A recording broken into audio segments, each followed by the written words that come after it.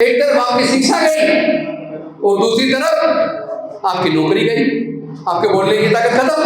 अगर आपके बच्चे पढ़ेंगे तो उनकी फैक्ट्रियों में सस्ते मजदूर कहाँ से आएंगे, उनके कंपनियों में सस्ते मजदूर कहाँ से आएंगे। इसलिए जानबूझकर सरकारी स्कूलों को तबाह किया गया, साजिश के तहत तबाह किया गया, ताकि आपके बच्चे पढ़ लिख कर नौकरी में के लायक न बन पाए, किसी लायक न बन पाए और मजदूर बने।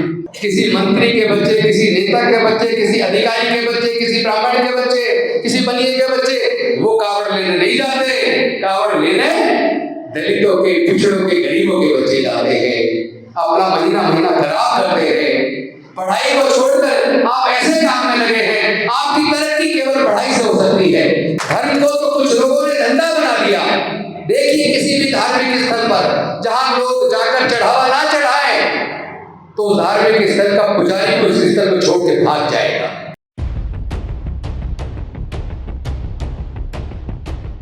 दुनिया को शांति और मानवता का संदेश देने वाले तथागत भगवान बुद्ध, संत गुरु रविदास जी, संत कबीरदास जी, गुरु नानक देव जी, ज्योतिबा फूले जी, सावित्रीबाई फूले जी, फातिमा शेख जी, शिवाजी महाराज, साहू जी महाराज, पेरियार रामास्वामी नायकर जी, नारायण गुरु जी, डॉक्टर बाबा साहेब अम्बेडकर जी, माता रमाबाई जी, कर्पूरी ठाकुर जी, संत गाडगे बाबा, रामस्वरूप वर्मा जी, जगदेव बाबू कुशवाहा जी, ललित सिंह यादव जी, मानवर कांसीराम साहब, बाबू जगजीवन राम जी, प्रिय मौर्य जी और समाज के सभी महापुरुषों के चरणों में नमन करते हुए मंच पे आसीन हमारे पूर्व मंत्री जी, विधायक जी, रतनलाल जी, हमारे साथी मेरे भाई पत्रकार धनंजय जी, अध्यक्षता कर रहे साथी और सामने बैठे हुए मेरे माताओं, बहनों, बुजुर्गों, साथियों, सभी को क्रांतिकारी जय भीम। साथियों, आज हम सम्मेलन तो कर रहे हैं अनुसूचित जाति, जनजाति, पिछड़ा वर्ग और माइनॉरिटीज के हक अधिकार के ऊपर चर्चा करने के लिए, उनमें आपस में प्रेम कैसे पैदा हो, आपस में एकता कैसे पैदा हो, हम इन मुद्दे पर और उनका क्या उनको मिला और क्या उनका छिन गया, इन सारी बातों पर बात करने के लिए इकट्ठे हुए।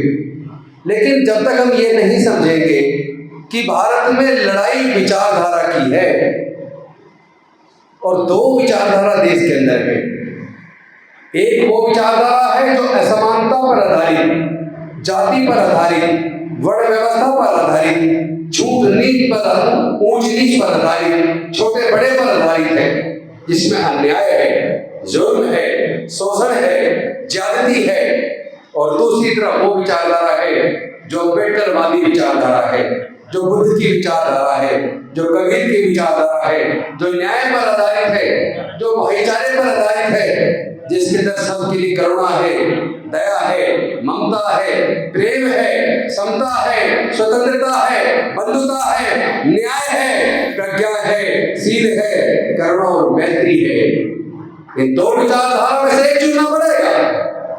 जब तक आपको ये समझ नहीं आएगा कि ये लड़ाई विचारधारा की है, तब तक आप जीत नहीं सकते।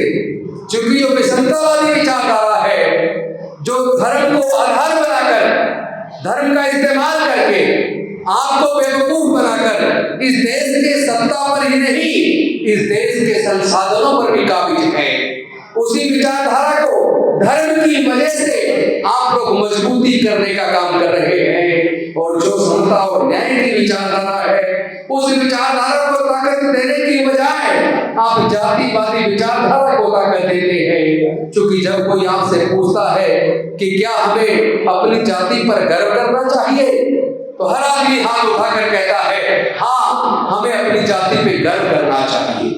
लेकिन जब हम पूछते हैं कि आपका शोषण किस वजह से है, तो आप कहते हैं मेरा शोषण जाति की वजह से है।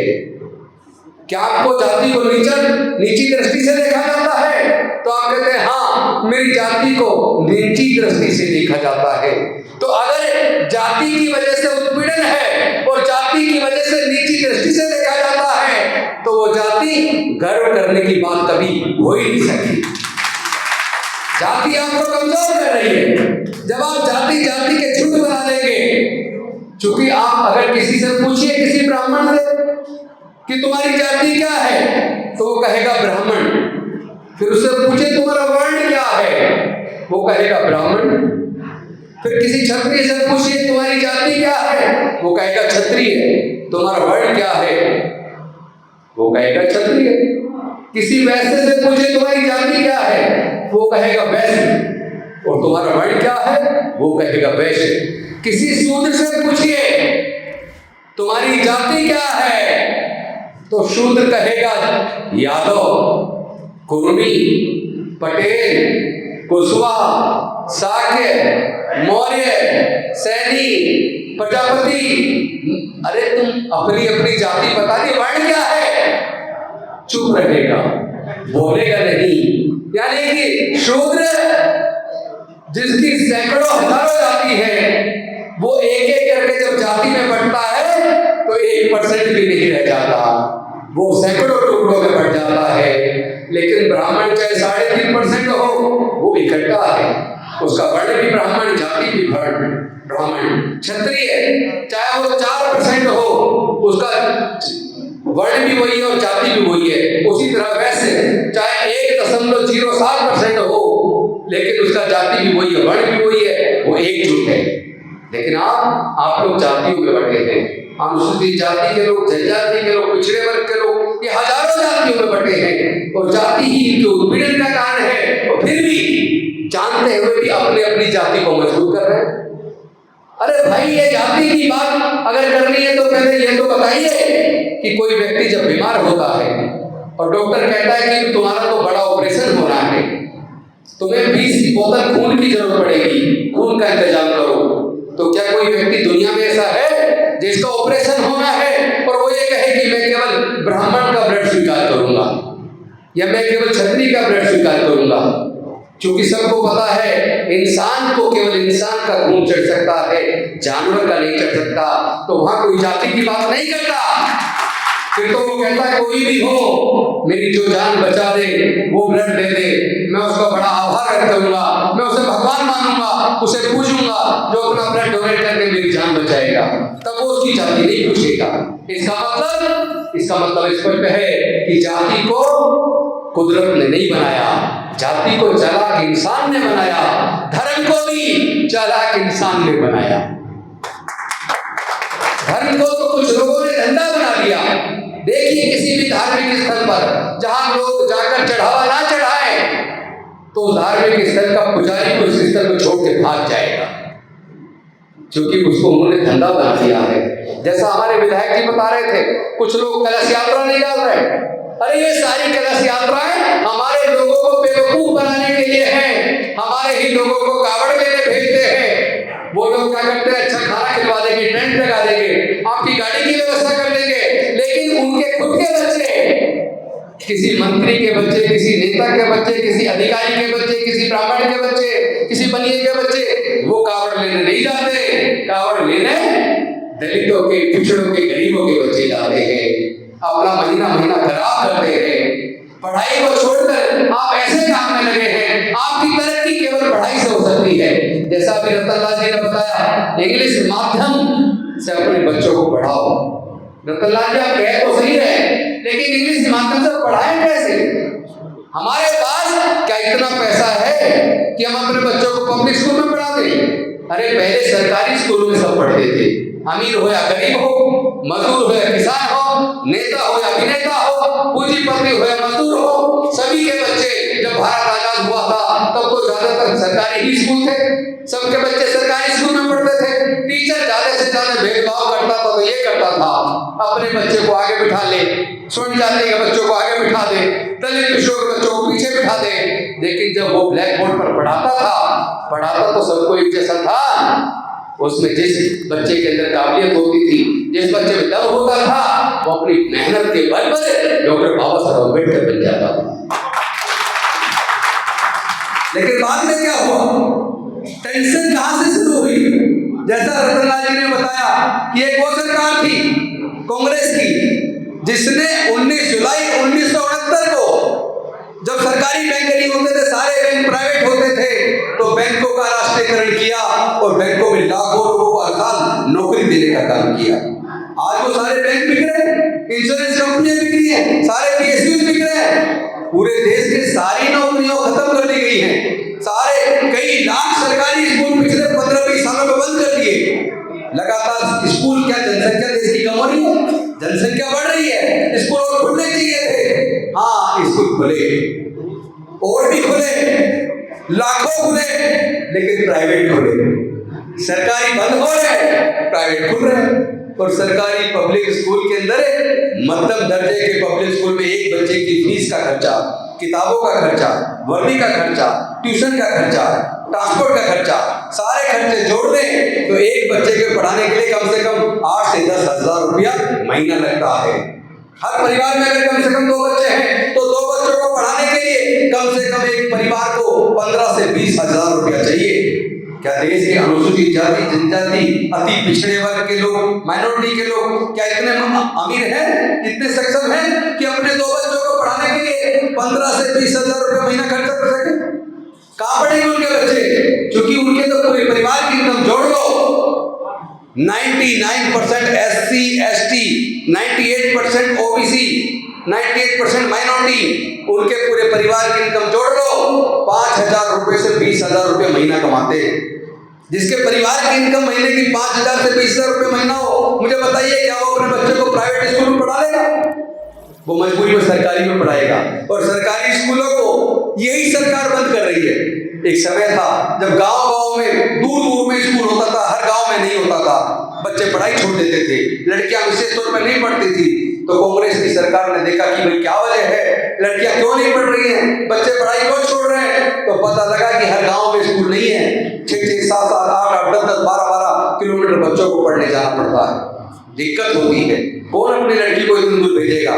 तो उसी कांग्रेस की सरकार ने गांव-गांव में स्कूल खोले ताकि बच्चे पढ़े, लड़कियां पढ़े और आगे बढ़े, और वो पढ़े और आगे बढ़े, लड़कियां आगे बढ़ी। लेकिन एक आज की सरकार मर्जर के नाम पे स्कूलों को बंद कर रही है। 4-4, 5-5 स्कूल को इकट्ठा करके एक स्कूल बना रही है, जो गांव-गांव तक स्कूल खुले थे, स्कूलों को बंद किया जा रहा है। उन स्कूलों को बंद किया जा रहा है जहाँ 100 टीचर चाहिए, 20 टीचर हैं। टीचर चाहिए 100, स्कूल में टीचर है 20 और बच्चे 5,000। 20 टीचर 5,000 बच्चों को कैसे पढ़ाएंगे? यानी जानबूझकर साजिश रची जा रही है, इसलिए रची जा रही है। उनको पता है सरकारी स्कूलों में अनुसूचित जाति, जनजाति, पिछड़े वर्ग, माइनॉरिटी के बच्चे पढ़ते हैं, गरीब परिवारों के बच्चे पढ़ते हैं। लेकिन उनको उनकी फैक्ट्रियों में, उनके कारखानों में, उनकी कंपनियों में सस्ते मजदूर चाहिए। सस्ते मजदूर कहाँ से आएंगे? अगर आपके बच्चे पढ़ेंगे तो उनकी फैक्ट्रियों में सस्ते मजदूर कहाँ से आएंगे, उनके कंपनियों में सस्ते मजदूर कहाँ से आएंगे? इसलिए जानबूझकर सरकारी स्कूलों को तबाह किया गया, साजिश के तहत तबाह किया गया, ताकि आपके बच्चे पढ़ लिख कर नौकरी में के लायक न बन पाए, किसी लायक न बन पाए और मजदूर बने। साजिश के तहत सरकारें आपके बच्चों को मजदूर बना रही है जानबूझकर। ये जो वोट चोरी आप देख रहे हैं ना, जब उन्होंने देखा कि इसी बैलेट पेपर से धीरे धीरे दलित, पिछड़े, आदिवासी, इस वर्ग के भी लोग आगे बढ़ रहे हैं, इस वर्ग के लोग भी राजनीति में भी अच्छा करने लगे, राजनीति में भी सफलता पाने लगे। जैसा कर्पूरी, आपको पता है कर्पूरी ठाकुर जी ने कहा था, जगदेव बाबू कुशवाहा जी ने कहा था, 100 में 90 शोषित हैं, शोषितों ने ललकारा है, धन धरती और राजपाट में 90 भाग हमारा है। तो वो जो क्रांति की शुरुआत बिहार की धरती से शुरू हुई, फिर यूपी में गई, यूपी से पूरे देश में गई, और पूरे देश के अंदर दलित, पिछड़े, आदिवासी एकजुट होकर अपने अधिकार के लिए जागरूक होने लगे, आगे बढ़ने लगे। तो उन्होंने ईवीएम ले आए, बैलेट पेपर को खत्म कर दो। बहाना लगाते हैं कि बूथ कैप्चर हो जाता था।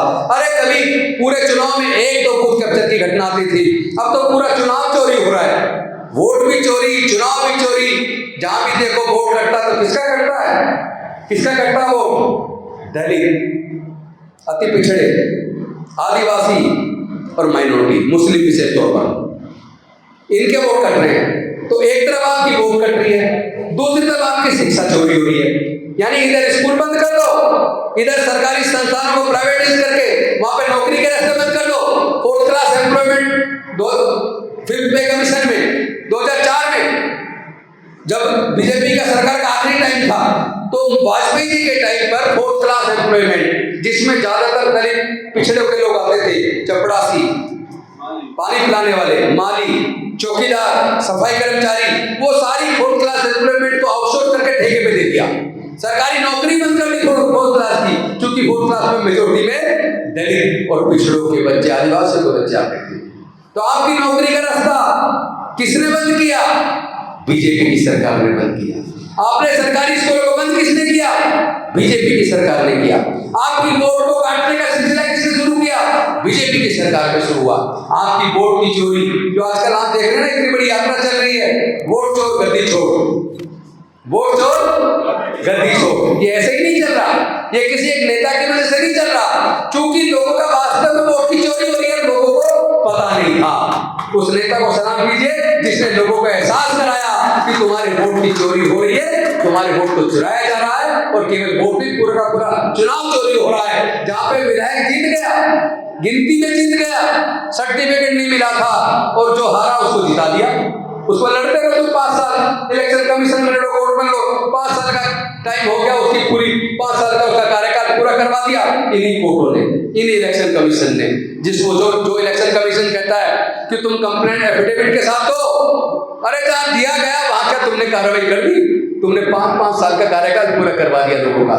तो वोट की चोरी में इलेक्शन कमीशन भी शामिल है, और ये सब कुछ इसलिए हो रहा है क्योंकि अनुसूचित जाति, जनजाति, पिछड़े वर्ग के लोग जैसे ही जागरूक हुए अपने हक अधिकार के प्रति, और साथ में उसमें दूसरी बात भी शुरू हो गई, क्योंकि केवल सत्ता की बात नहीं है। जैसा रतनलाल जी बोल रहे थे कि हर कोई हुक्मरान बनना चाहता है, सबको टिकट चाहिए। अरे मैं ये कहता हूँ टिकट भी चाहिए, जिसकी जितनी संख्या उसका उतना हक सबको नहीं हो सकता, ये सच्चाई है। क्योंकि जितनी सीटें उससे ज्यादा जातियां हैं, लेकिन ज्यादातर को तो मौका मिल सकता है। उनको जिसकी जनसंख्या जैसी है, उनको नौकरी में, उनको देश के प्राकृतिक संसाधनों में, क्योंकि जो खेत की जमीन है, आप मुझे बताइए, हाथ उठाकर ईमानदारी से बताइए, खेत की जमीन कोई अपनी माँ के पेट से लेके पैदा हुआ है क्या? वो तो प्राकृतिक है ना। ये नदियां जहां से रेत का उत्खनन हो रहा है, अरबों खरबों करोड़ का रेत निकाला जाता है, क्या वो कोई अपनी माँ के पेट से लेके आया? जो पहाड़ों पर उत्खनन हो रहा है, पत्थर की खान, कोयले की खान, खनिज पदार्थ की खान, अरबों खरबों रुपया पैदा होता है, कोई अपनी माँ के पेट से लेके पैदा हुआ है? अगर माँ के पेट से लेके पैदा नहीं हुआ तो कुछ ही लोगों का उसमें हक क्यों है? उसमें हमारा दलित, पिछड़े, वंचित वर्ग के लोगों का कौन मार रहा है? कौन मार रहा है हमारा हक? देश में पहले मनुस्मृति के आधार पर देश के जितने भी अछूत और शूद्र है और महिलाएं हैं, तो उनके पढ़ने पर धार्मिक बंदिश, उनके व्यापार करने पर धार्मिक बंदिश, उनके संपत्ति रखने पर धार्मिक बंदिश। उस बंदिश की वजह से हमारे लोग व्यापारी नहीं बन पाए, उस धार्मिक बंदिश की वजह से हमारे लोग जमीन के मालिक नहीं बन पाए, उस धार्मिक बंदिश की वजह से हमारे लोग ज्ञान प्राप्त नहीं कर पाए। आपको याद होगा ज्योतिबा फुले जी ने कहा था, ज्ञान बिना मति गई, मति बिना नीति गई, नीति बिना गति गई, गति बिना धन गया। धन के अभाव में हमारे लोग गरीब हो गए और गुलाम हो गए, और ये जो हमारा नुकसान हुआ, ये ज्ञान पर बंदिश की वजह से हुआ, अविद्या की वजह से हुआ। तो आज फिर वो सरकार जो ये जान चुकी है कि ये लोग अब फ्री में काम नहीं करते, काम के बदले में पैसे मांगते हैं, वो भी न्यूनतम मजदूरी, उसके बिना काम नहीं करते। वो लोग जो कभी सवाल पैदा नहीं करते थे, आज सत्ता से सवाल करते हैं, मंत्री से सवाल करते हैं, मुख्यमंत्री से सवाल करते हैं, प्रधानमंत्री से सवाल करते हैं, अफसरों से सवाल करते हैं, लेकिन उनको इस गरीब जनता का सवाल पूछना पसंद नहीं है। तो उन्होंने सोचा सवाल पूछने की ताकत इनमें आई कहां से?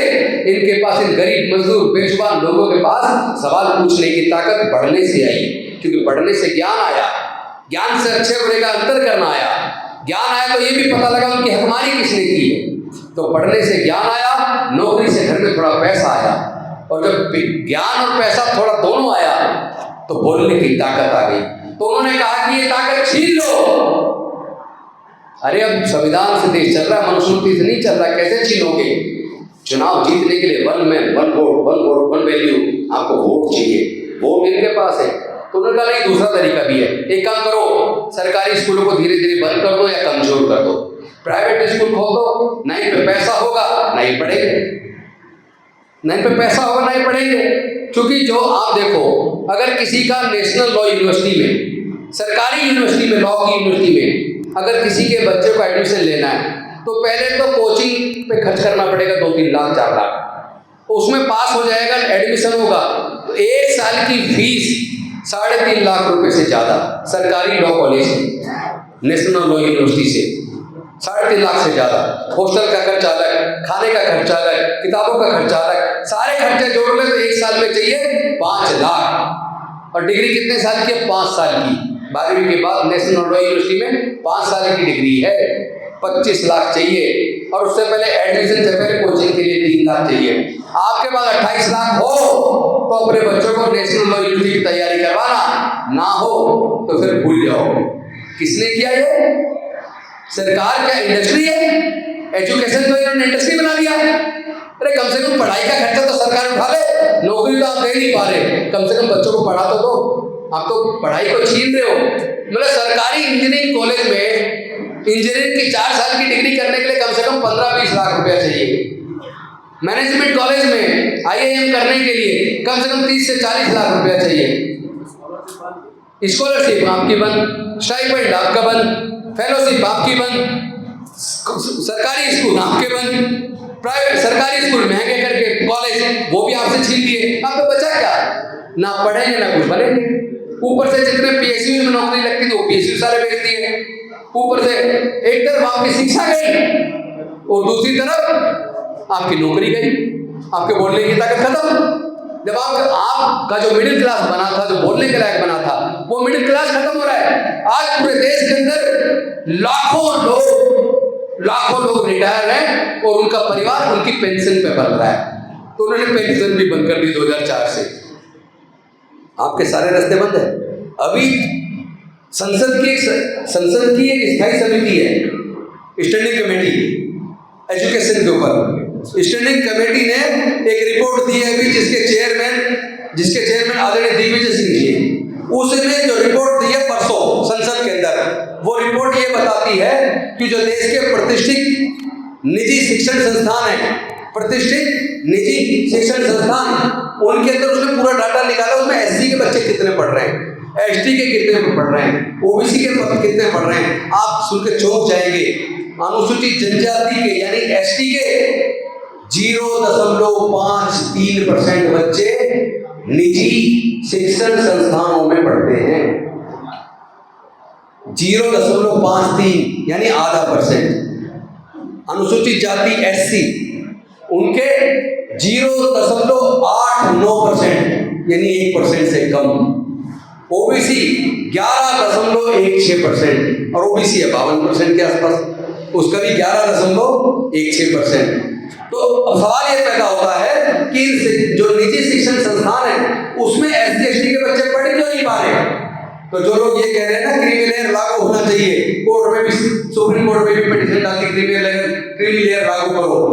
तो अब आप बताओ, जिनके फादर ऑफिसर बन गए, सेक्शन ऑफिसर बन गए, जॉइंट डायरेक्टर बन गए, असिस्टेंट बन गए, असिस्टेंट प्रोफेसर बन गए, उनके बच्चे भी सरकारी में पढ़ रहे हैं, क्योंकि उस प्राइवेट का खर्चा इतना ज्यादा है कि जिनकी सरकारी नौकरी क्लर्क या उससे ऊपर लगी है, क्लास 1 से नीचे लगी है, उनके पास भी इतनी तनख्वाह नहीं है, इतना पैसा नहीं है कि वो अपने बच्चों को जो प्रतिष्ठित निजी शिक्षण संस्थान उसको पढ़ा पाए। इसी वजह से आदिवासी के 0.53% बच्चे पढ़ रहे हैं केवल निजी शिक्षण संस्थानों में, और अनुसूचित जाति के 0.889% पढ़ रहे हैं, और OBC के 11.16। लेकिन अगर ये जांच करोगे 11.16 किस जाति के हैं, तो वो भी OBC में अति पिछड़ा नहीं मिलेगा, EBC नहीं मिलेगा। वो भी OBC में जिनके पास जमीनें हैं, जो थोड़े सबल हैं, उनके बच्चे मिलेंगे। तो आप इससे तुलना कर लो, आप कहाँ खड़े हो? आप अभी इस देश में जो नीति चल रही है सरकार की, वो देश के अति पिछड़ों, दलितों, वंचितों, आदिवासियों, इन सब को पूरी तरीके से खत्म करके मजदूर बनाने की साजिश चल रही है। और इस साजिश में आपके MP MLA बन भी जाए तो क्या फर्क पड़ेगा? क्या पहले आपके MP MLA नहीं थे? अनुसूचित जाति जनजाति को तो रिजर्वेशन बाबा साहब दे गए, उस रिजर्वेशन से सांसद भी बनते, विधायक भी बनते, मंत्री भी बनते। तो उनके बनने के बाद भी हुआ क्या? उन्हीं की आंखों के सामने आपका 4th क्लास एम्प्लॉयमेंट बंद हुआ, उन्हीं की आंखों के सामने ठेकेदारी प्रथा लागू हुई, उन्हीं की आंखों के सामने group A, group B, group C में कॉन्ट्रैक्ट पे नौकरी लग रही है, 50% वैकेंसी खाली है। उन्हीं की आंखों के सामने लेटरल एंट्री से डायरेक्ट IAS बनाने का सिलसिला चल रहा है। उन्हीं के आंखों के सामने देश की तमाम यूनिवर्सिटी में आरएसएस के लोग असिस्टेंट प्रोफेसर, एसोसिएट प्रोफेसर और प्रोफेसर बन रहे हैं। प्रोफेसर बनने का जब नंबर आता है, आपका काबिल एसोसिएट प्रोफेसर इंटरव्यू में पेश होता है तो उसको एनएफएस कर दिया जाता है, क्योंकि ऊपर आपका वाइस चांसलर नहीं है, आपका डीन नहीं है, आपका रजिस्ट्रार नहीं है, सब लोग स्वर्ण जाति के लोग हैं, जातिवादी लोग हैं। और सुप्रीम कोर्ट, हाई कोर्ट के अंदर भी ज्यादातर जजेज जातिवादी है। कुछ लोग जुडिशियस है, न्याय को मानते हैं, संविधान को मानते हैं जज, और कुछ जज सुप्रीम कोर्ट, हाई कोर्ट के जज होकर भी न्याय को नहीं मानते, संविधान से नहीं बल्कि मनुस्मृति में उनकी आस्था उनकी जजमेंट में नजर आती है। ऐसे में लड़ाई कठिन है, इतनी आसान लड़ाई नहीं है। हम एमपी एमएलए तो बनेंगे, पर ऐसे लोग बने ना जो जमीन पे उतर के समाज की लड़ाई तो लड़े, समाज के हक अधिकार पे संसद में लड़ना तो सीखे, बोले तो उन्हें ज्ञान तो हो बोलने का।